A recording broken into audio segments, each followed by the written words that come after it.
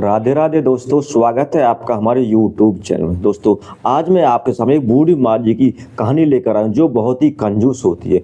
उसके दरवाजे पर कोई भी गरीब आदमी या जरूरतमंद या साधु महात्मा कोई भी भिक्षा मांगने के लिए जाता है तो वहाँ से वह खाली हाथ ही आता है। वो किसी को कुछ भी नहीं दिया करती थी।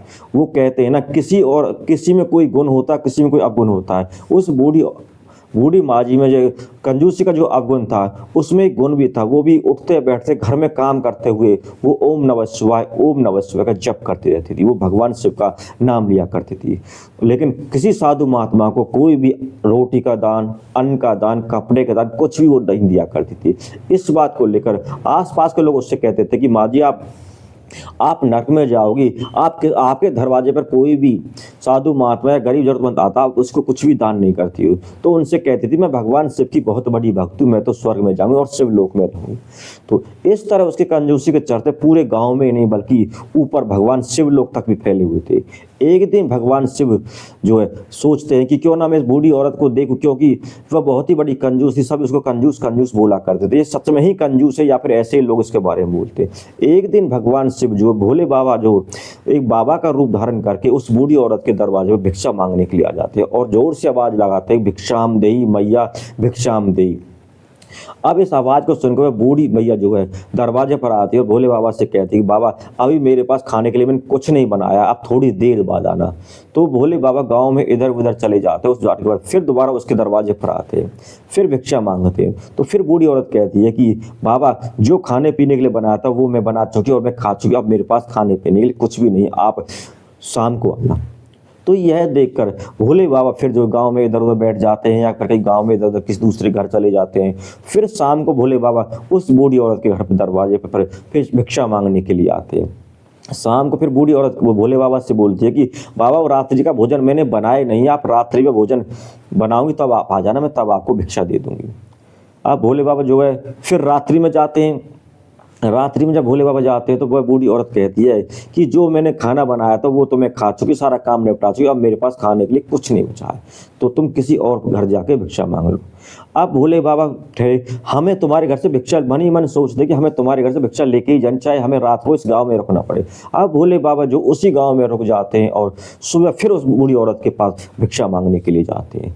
अब बूढ़ी औरत के पास जब भिक्षा मांगने भोले बाबा जाते हैं तो वो बूढ़ी औरत कहती है, बाबा आपको तनक भी समझ नहीं आता, आप समझदार बिल्कुल भी नहीं हो। जब मैंने आपसे बोल दिया कि दो तीन बार आपने मेरे घर में चक्कर काट लिया, मैंने आपको कुछ भी भिक्षा नहीं दी और आप मेरी बात को समझ नहीं रहे, इतने नासमझ क्यों बन रहे? समझदार को इशारा ही काफ़ी होता, मुझे कुछ देना होता तो मैं आपको पहले ही दे देती, इतने चक्कर क्यों कट पाए? आपने ले दे के मेरा घर ही पकड़ रखा, किसी और घर में जाके भिक्षा दे, मैं आपको कुछ भी नहीं दूंगी। जब भोले बाबा ने बूढ़ी औरत की ये बात सुनी तो भोले बाबा भी समझ गए कि सच में ही बहुत ही कंजूस है, लोग इसके बारे में झूठ नहीं कह रहे थे। अब भोले बाबा वहां से अपने शिवलोक आ जाते हैं। कुछ दिन के बाद सभी का अंतिम समय आता है, उस बूढ़ी औरत का भी अंतिम समय आ जाता है। जब उसका अंतिम समय आ जाता है तो यमराज के यमदूत बूढ़ी औरत को लेने के लिए जाते हैं। तो बूढ़ी औरत उनसे कहती है कि बूढ़ी माँ उनसे कहती है कि आप लोग कौन हो और अब मेरे घर क्यों आए? तो यम के दूत बोलते हैं, हम यम के दूत हैं और तुम्हारे समय पूरा हो गया, तुम्हारे प्राणों को लेने का है, तुम्हें हम ऊपर लेके जाएंगे। तो बूढ़ी माँ कहती है, मैं तो शिवलोक जाऊंगी, मुझे तो शिव के दूत लेने आएंगे, मैं तुम्हारे साथ नहीं जाऊंगी। तो वह यम के दूत बोलते हैं कि बूढ़ी मैया आपने इतने पाप किए, आपने कोई पुण्य तो किया ही नहीं, आप शिवलोक नहीं, आप नरक जाओगे, हम आपको नरक लेके जाएंगे।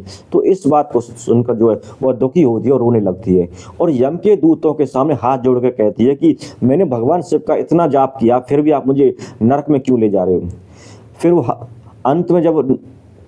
अंत में जब बूढ़ी औरत को यमदूत मानते नहीं है कि हम तुम्हें नरक में ही ले जाएंगे, तुमने कोई पुण्य नहीं किए, सारे पाप ही पाप किए, तो वह कहती जब मैंने सारे पाप ही पाप किए, आप मुझे नरक में ही ले जाओगे तो मुझे एक बार भोले बाबा के दर्शन करा दो।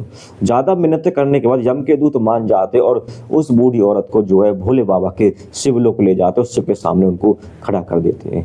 अब भोले बाबा के चरणों में शीश झुका के बूढ़ी भैया कहती है कि बाबा मैंने तो इतना नाम लिया, इतना जप नाम किया आपका, फिर भी मुझे आपके चरणों में नहीं मिली है, मुझे नरक में क्यों ले जा रहे हैं? तो भोले बाबा बोलते हैं कि बूढ़ी माँ जी आपने जो है मेरा नाम तो लिया लेकिन आपने कोई भी पुण्य कर्म नहीं किया है। हिंदू धर्म में नाम जपने के साथ साथ जो है अन्न का दान, रोटी का दान या कपड़े का दान करना भी होता है। ये आपने बिल्कुल भी नहीं किया। आपके दरवाजे पे कोई भी साधु महात्मा या जरूरतमंद कोई भी आया है, उसको आपने खाली हाथी भेजा, किसी को कोई दान नहीं दिया है। हमारे दरवाजे पे कोई भी भिक्षुक साधु महात्मा आता तो उसे हमें अवश्य कुछ ना कुछ देना चाहिए, और आपने कुछ भी नहीं दिया है।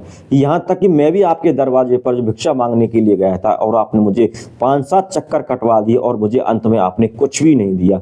अब आप स्वर्ग लोक में कैसे जाओगी? आपको तो नरक में जाना होगा। तो बूढ़ी माँ जो रोने लगती है, उनको पछतावा होता है। तो बूढ़ी माँ जो है भोले बाबा से बोलती है कि मैंने आपका इतना नाम जप किया, इतना भक्ति की है, अगर मैं आपसे चाहूँ तो मुझे कुछ दिन की मोहलत मिल सकती है, मुझे एक मौका दे दो। तो भोले बाबा सोचते हैं और फिर सोचने के बाद उसे 7 दिन का मौका दे दिया जाता है। बूढ़ी मैया को 7 दिन का मौका दे दिया जाता है। बूढ़ी मैया फिर अपने उसी शरीर में जाके फिर वो जीवित हो जाती है, और बूढ़ी माँ जो अपनी धरती पर आ जाती है। और जीवित हो जाने के बाद अब बूढ़ी औरत जो है दिन रात जो है दान करना शुरू कर देती है। पहले तो वो उनके घर पे जो जरूरतमंद साधु महात्मा आते थे उनको वो भगा देती थी। अब वो बुला के लोगों को खाना खिलाती है, दान देती है, किसी को रोटी का दान देती है, किसी को अन्न का दान देती है, किसी को वस्त्र दान देती है, किसी को जूते चप्पल का दान देती है। पुराने समय में जो है, अब तो फिलहाल एसी कूलर पंखा दान दिए जाते हैं, पुराने समय में पंखा दान दिया, किसी को पंखा दान देती है, किसी को जल पिलाती है। वो 7 दिन पूरे उसने इसी तरह जो उसने दान करने में निकाल देती है। अंत में जो 7वां दिन अंत में आता है, तो अंतिम दिन वह ओम नमः शिवाय का जाप करते हुए अपने प्राण त्याग देती है। प्राण त्यागने के बाद वो जो अब उसे यम के दूत लेने के लिए नहीं आते, अब उसे शिव के दूत लेने के लिए आते हैं। और शिव के दूत लेने के आते हैं तो जब शिव लोक में उस भगवान शिव के सामने उस बूढ़ी मैया को खड़ा किया जाता है, तो बूढ़ी मैया कहती है कि बाबा अब मुझे आप जहाँ मर जाओ वहाँ भेज दो। तो भोले बाबा बोलते हैं आपने अपने पूरे जीवन में कोई भी अच्छा कार्य नहीं किया, लेकिन इन 7 दिनों में आपने इतने अच्छे कार्य किए हैं कि आपके पूरे जीवन में जो भी आपने कर्म किए वो सारे जो है नष्ट हो जाते, सारे पुण्य सारे पाप आपके नष्ट हो जाते हैं, आपके पुण्य उजागर हो जाते हैं। तो भोले बाबा बोलते हैं कि नाम जप के साथ साथ जो हमारे दरवाजे पर आता है, हिंदू धर्म में हमें किसी को रोटी का अन्न का दान अवश्य करना चाहिए, तभी हमारी जो है स्वर्ग लोक या तभी हमारा जो जीवन है वो तर सकता है। तो केवल नाम जप करने से ही हमारा उद्धार नहीं हुआ, हमें रोटी कपड़े का दान अवश्य करना चाहिए।